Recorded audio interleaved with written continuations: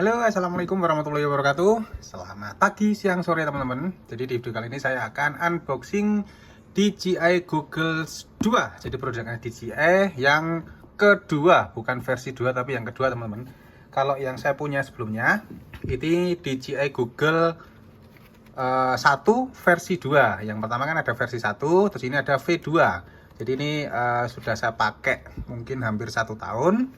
Terus sekarang ini saya beli lagi DJI Google 2. Jadi kebetulan belinya di Malang Hobi. Nah ini saya buka dulu ya.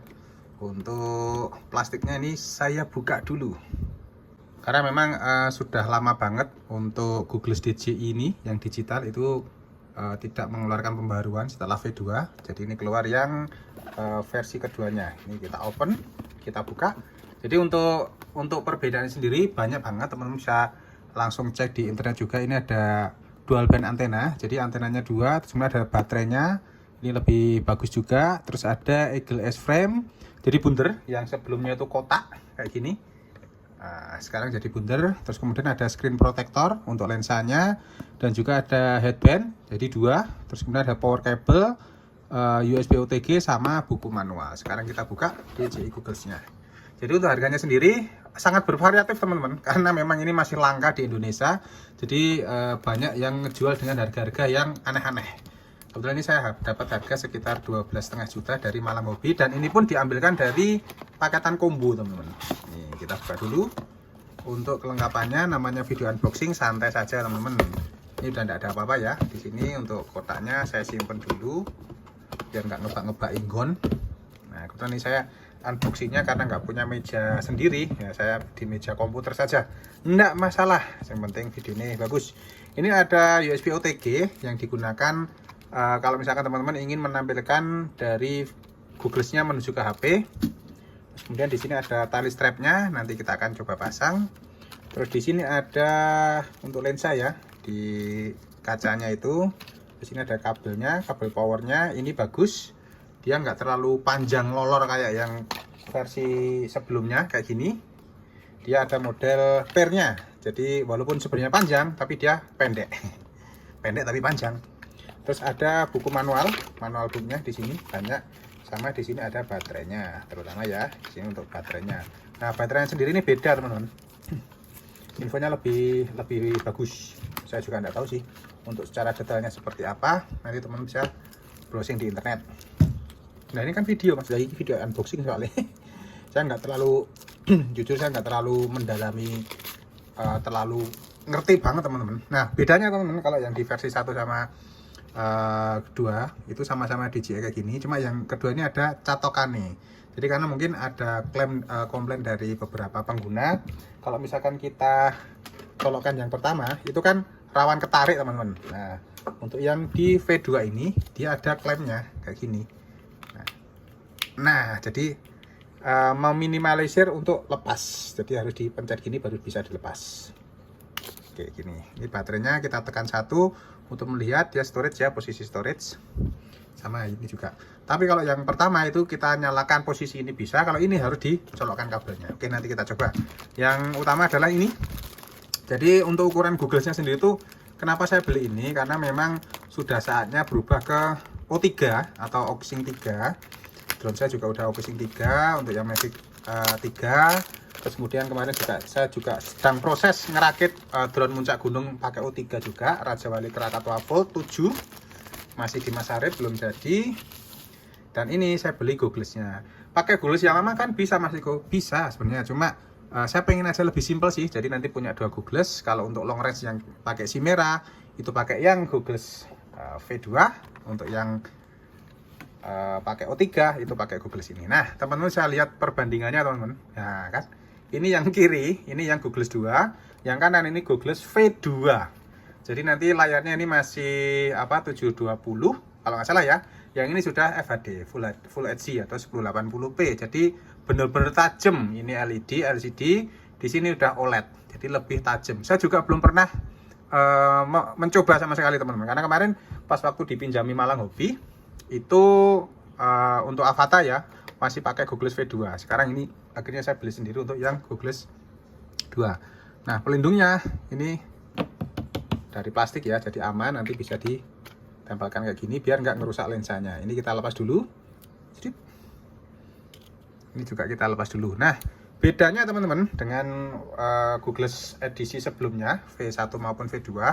Jadi kalau di Googles sebelumnya itu untuk pengaturan lensa dia hanya bisa mengatur jarak apa namanya lensa kita ya, antara kanan kiri, ke kanan sama ke kiri dengan tombol yang ada di bawah ini. Nah, kalau yang di Googles V2 ini sangat bermanfaat buat teman-teman yang minus, punya mata minus. Jadi bisa diatur untuk apa namanya minusnya teman-teman. Saya nggak tahu namanya ya minusnya karena saya nggak minus. Jadi ada minus 8, 6, minus 4, minus 2, 0, plus 2. Jadi buat teman-teman yang plus sama minus itu bisa. Walaupun ini sebenarnya jedanya itu 2 angka, tapi dia bisa diputar kalem-kalem kayak gini teman-teman. Nah, ini ding. Nah, bisa diputar kalem-kalem kayak gini. Nih, bisa diputar pelan-pelan kayak gini. Jadi dia bisa diopternya tuh bisa kanan kiri gini, mengatur jarak apa namanya jarak lensa kita, dan juga diputar untuk minus plus minusnya. Kanan kiri bisa disetting-setting sendiri. Nah, di sini dia ada sensor teman-teman. Di sini tuh ada sensor. Jadi ketika nggak kita pakai itu kayak gini, posisi LCD di dalam tuh mati, jadi menghemat baterai sama biar nggak panas. Tapi ketika kita tutup atau dia cahayanya itu udah ada, dia langsung nyala. Kayak itu loh, apa namanya? Sensor HP. Kalau pas kita pakai untuk telepon kan dia mati layarnya. Terus di sini ada tombol binding. Bindingnya gampang. Kalau yang di versi sebelumnya, bindingnya itu ada di bawah sini. Nih, merah ini ya. Nah, merah sini, kecil ini. Kalau di sini sama. Nah, bedanya lagi sekaligus kita bandingkan teman-teman ya. Bedanya lagi ini yang di sisi sebelah kanan. Kalau yang di V1 V2 itu kan ada tombol ada colokan power sama headset untuk jack ya 3,5 mm. Kalau di sini cuma ada power 7 volt sampai 9 volt. Jadi 2 sampai 3S. Terus kemudian ada kabel C-nya untuk transmisi gambar keluar. Di sini di kiri itu ada micro SD sama kabel 3,5 mm jack audio. Yang di versi sebelumnya itu kebalikannya. Oke, di sini ada apa lagi ya? Sudah nggak ada sih. Nah, yang paling beda lagi adalah kalau di V2 atau Google 1 itu dia antenanya ada 4. Di sini keluar semua. Ini sudah saya ganti teman-teman ya, pakai Lumineer X2HD2. Ini untuk long range muncak Semeru, jarak 9 km masih aman kayak gini ya. Tapi kalau yang di Google 2, dia antenanya, infonya itu yang 2 ada di sini, yang 2 lagi ada di luar sini. Jadi dia sangat simpel sekali. Cuma memang sampai saat ini saya belum tahu ini bisa diganti atau enggak. Setahu saya sih enggak bisa. Saya tanya teman-teman juga enggak bisa diganti teman-teman ya. Jadi antenanya ya seperti ini. Jadi kemaksimalan dari antenanya ya harus kita manfaatkan pakai antena bawaan. Makanya untuk Google 2 ini kayaknya sih enggak bakal saya jual teman-teman, karena di sini juga yang keunggulan dari Google V2 itu dia bisa dimasuki analog. Jadi di sini itu ada apa namanya di sini ya, di power ini juga ada AV in-nya. Jadi AV in-nya itu lewat sini juga bisa. Ya di sini ini kalau nggak salah itu nggak bisa teman-teman ya. Setahu saya loh ya itu nggak bisa. Dan untuk powernya dia juga lebih kecil untuk tombol power soket powernya. Oke, jadi salah satu keunggulan V2 itu adalah bisa analog, karena saya masih punya drone analog teman-teman. Jadi harus saya pertahankan. Oke, untuk dari segi ukuran kecil banget, simple. Cuma memang pembelian ini nggak dapat tas ya. Saya cari hardcase-nya kayak model punyanya Google saya yang satu, hardcase kayak gini itu masih belum nemu. Jadi ya mau nggak mau harus kayak gini, makanya butuh untuk namanya landscape-nya ini. Oke, kayak gini. Oke, sekarang kita akan coba nyalakan sebentar dan akan saya setup. Terus habis itu nanti videonya akan saya lanjut untuk experience menggunakan ini teman-teman. Karena kita akan coba dulu, nanti akan saya coba binding pakai Nazgul saya yang pakai Vista, karena ini support juga untuk Vista, tapi Vistanya harus diupgrade ke versi terbaru. Oke, saya tak setting dulu. Sampai lupa teman-teman sebelum saya nyalakan. Jadi bedanya lagi teman-teman untuk yang di Google 2 ini, yang Google pertama itu untuk 5D trackpad-nya itu ada di sini, joystick ya, pakai model joystick kayak gini. Sini ada tombol back sama record. Nah, kalau yang di Google 2 itu semuanya pakai touchpad teman-teman. Ya, di sini ya ada touch operation area. Jadi ini harus kita lepas dulu. dikeletek dulu teman-teman. Wah, kletek. Oke, sudah dikeletek. Jadi nanti teman-teman bisa gerakkan dari sini ya, mulai dari kanan kiri atas bawah, pencet backnya pakai 2 gini. Kalau nggak salah teman-teman, saya juga belum pernah pakai ya. Nanti akan saya coba dulu ini, tak tes dulu. Oke, cek penyamaan suara 1, 2, 3. Nah teman, ini udah tak cas dan sudah saya update firmware yang terbaru. Terus kemudian sudah saya konekkan ke Nazgul Evoke F5D yang versi 1 ya. Kameranya masih pakai Cadec Vista. Jadi untuk tampilannya seperti ini teman-teman. Nah nanti teman-teman bisa lihat juga, sudah saya tampilkan di dalam screen recordernya. Jadi teman-teman bisa lihat OSD yang ada di sini itu muncul semua. Terus kemudian ada tambahan lagi, satu OSD lagi, itu untuk yang di pojok kanan bawah. Itu ada ada indikator baterai, terus kemudian ada Mbps-nya, ada sinyal HD, sinyal RC-nya tidak ada karena sudah diganti dengan ELRS. Terus kemudian ada baterai dari Googless. Di kanan atas, agak tengah itu ada recording dan mode-modenya juga ada teman ya, kayak altitude, flash segala macam itu ada. Terus kemudian kalau misalkan kita arming, nah nanti seperti ini, nanti Mbps-nya dia akan naik teman-teman ke 49 sampai 50 ya, saya setnya ke 50. Terus kemudian kalau kita matikan dia nanti otomatis turun karena memang low power mode. Nah kalau misalkan kita geser-geser, nah menunya ada seperti ini. Kalau kita geser ke bawah itu ada record segala macam, volume, brightness dari dari Googless-nya sendiri.